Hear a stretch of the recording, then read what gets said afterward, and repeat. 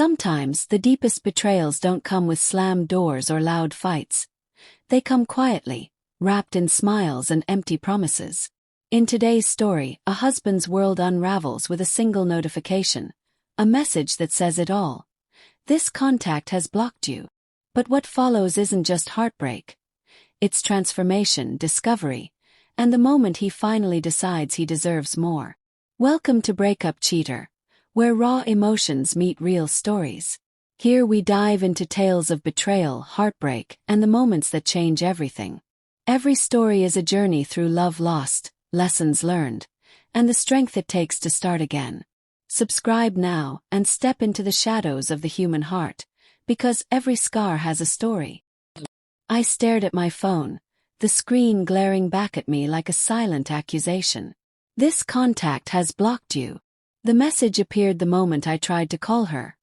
My wife, Anna.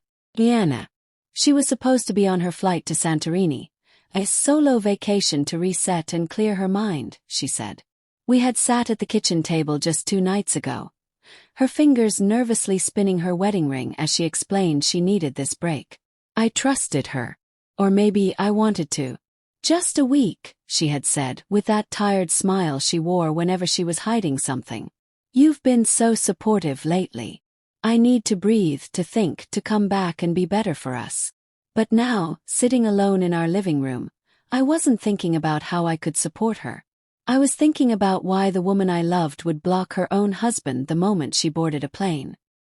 The first 2 days were hell. I checked her social media, nothing. Her WhatsApp showed no profile picture. Calls went straight to voicemail. My messages remained unread. By the 3rd day, something shifted in me. Doubt has a sound. It's the clock ticking too loudly in an empty house. It's the refrigerator hum turning into a whisper of lies. I tried to rationalize it. Maybe her phone broke. Maybe she lost it. But no, her card was active. I saw the bank notifications for her restaurant bills, a boutique purchase, a wine tasting. And then on the 4th night, a photo appeared in my feed. Not from her profile, she was too careful for that, but from a mutual acquaintance who didn't realize I'd see it. It was her. On a balcony at sunset, wine glass in hand, and a man's reflection in the sliding glass door, blurred but unmistakably close. I didn't sleep that night. I stared at the ceiling, the room painted with the cold blue of my phone screen as I scrolled back through every conversation we had for the past 6 months.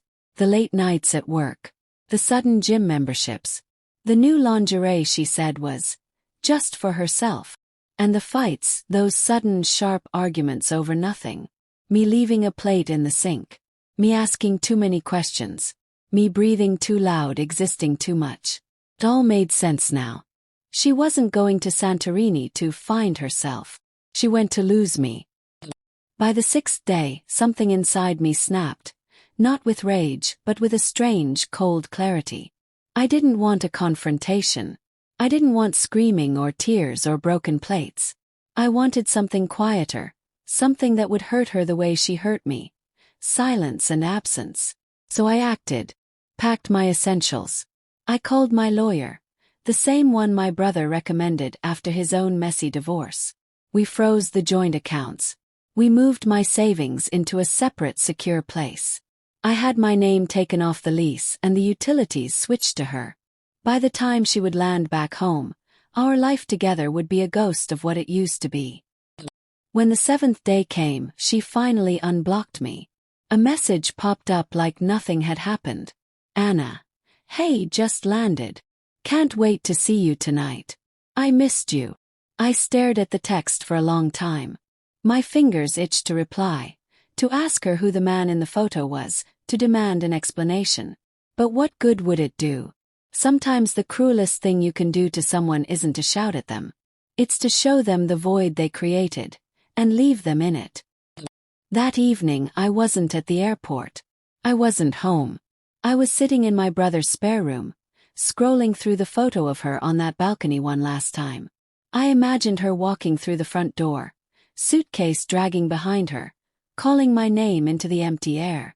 I imagined her finding the envelope I left on the kitchen counter, divorce papers, my wedding ring, and a note that said only, "You blocked me before your vacation. I blocked you from my future." 3 days later the calls started. Dozens of them. Voicemails too. "James, please, can we just talk? It's not what you think. You're overreacting. He was just a friend, I swear. Please come home. We can fix this." Each one more frantic than the last. I didn't answer. I didn't need to. The truth wasn't in her words. It was in her actions, in the walls she built while pretending we were still a team. Weeks passed. I found my rhythm in a new apartment, with new routines. Morning runs instead of waiting for her texts. Dinners that tasted like freedom, even if they were just takeout. Sometimes late at night I would wonder if I'd made a mistake. Love doesn't vanish overnight. It lingers like a bruise under the skin. But then I'd remember the look in her eyes before that trip. Not of love, but of someone already halfway out the door, making sure I stayed still while she ran. A month later she showed up at my workplace. She looked different. Thinner, paler, her hair tied back like she hadn't slept in days. She begged me to hear her out, to have coffee, to at least listen. So I did.